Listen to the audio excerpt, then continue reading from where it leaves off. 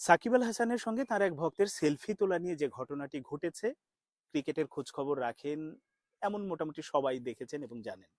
আসলে ওই ঘটনাটার মূল মেসেজটা কি বা মূল ব্যাখ্যাটা কি? এক একজনের কাছে এক এক রকম ব্যাখ্যা হবে, এটাই স্বাভাবিক। আমার কাছে কিন্তু একটা পরিষ্কার ব্যাখ্যা আছে। সেটি হচ্ছে, আপনি আপনার পরিশ্রম দিয়ে ভালো খেলোয়াড় হতে পারেন, আপনি আপনার পরিশ্রম দিয়ে ভালো ছাত্র হতে পারেন, ভালো রাজনীতিবিদ হতে পারেন, ভালো অভিনেতা অভিনেত্রী হতে পারেন। অর্থাৎ যে যে প্রফেশনে আছে ওই প্রফেশনের সর্বোচ্চ লেভেলে আপনি আপনার পরিশ্রম দিয়ে যেতে পারেন। কিন্তু একজন ভালো মানুষ হয়ে ওঠা সত্যি কঠিন, এবং সেটা প্রতিদিনের যুদ্ধ। এবং এটা ছোটবেলা থেকে ব্যাপারটা আসলে গড়ে ওঠে। আমার কাছে মনে হয়েছে আসলে সাকিব আল হাসান ক্রিকেটার হিসেবে যত বড় বা যত উঁচু মাপের মানুষ হিসেবে এখনো ঠিক ততটা হয়ে ওঠেননি। কেন আমি এটা বলছি জানেন?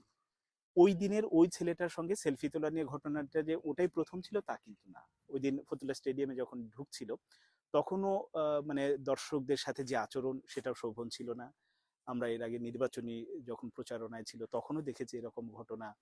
আমরা দেখেছি মানে একেবারে মিরপুর স্টেডিয়ামে ইন্টারন্যাশনাল ম্যাচ চলছে, 11টা 12টা ক্যামেরা অন আছে, সেখানে অশ্লীল ভঙ্গিমা করেছে সাকিব আল হাসান। সেটা নিয়ে আলোচনা হয়েছে, সমালোচনা হয়েছে, ক্রিকেট বোর্ড থেকে আলাদাভাবে বিবৃতি দেওয়া হয়েছে। অর্থাৎ উনার কিন্তু আসলে এটা স্বভাবগত এক ধরনের। হ্যাঁ, নিজের নিরাপত্তার জন্য যদি নিরাপত্তা বোধ মানে খানিকটা শঙ্কা বোধ করেন তিনি, তিনি আসলে বডিগার্ড রাখতে পারেন, অনেক রকম সিকিউরিটি নিয়ে চলতে পারেন, এটা তার ব্যাপার। কিন্তু আসলে এই রকম ভঙ্গিমায় যে আমি কাউকে মারতে উদ্যত হব, এই ব্যাপারটা বোধহয় শোভন না। ক্রিকেটার সাকিব যতটা আসলে উঁচু মানের, মানুষ হিসেবে তিনি ততটা উঁচু মানের নন, এবং এখনো হয়ে ওঠেননি। আর এই যে না হয়ে ওঠার পেছনেই কিন্তু আসলে তখন তুলনা চলে আছে। আমরা যদি মাশরাফির সঙ্গে তুলনা করি, মাশরাফি এখন সংসদ সদস্য, তিনিও সংসদ সদস্য। মাশরাফি প্রতিদিন অনেক মানুষের সঙ্গে, হাজার হাজার মানুষের সঙ্গে মিশছেন, মাঠে ভক্তদের সঙ্গে মিশছেন।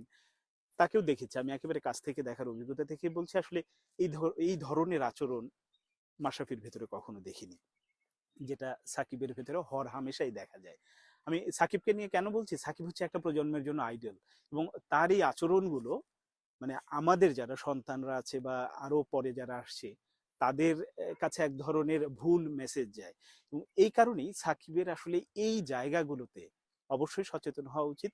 কিন্তু ওই যে যেটা বললাম যে মানুষ হয়ে ওঠার মানে যে যুদ্ধটাই, এটা তো আসলে কি বলবো, পরিশ্রম করে হয় না, এটা প্রতিদিন প্রতিক্ষণে আসলে না সবকিছু মিলেই নিজের সাথে নিজেকে যুদ্ধ করতে হয়।